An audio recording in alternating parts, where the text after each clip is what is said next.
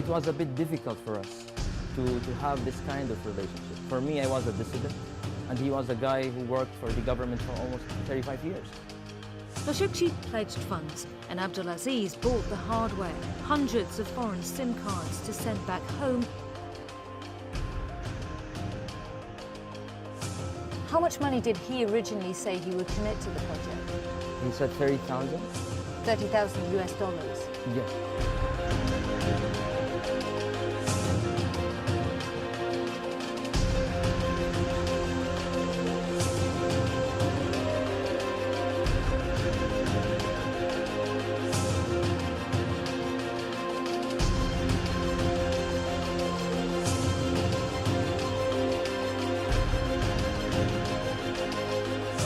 ووفقا للوثائق التي حصلنا عليها، يظهر العقد المبرم بين المؤسسة وخاشقجي توليه إدارة المؤسسة في الأول من يونيو 2018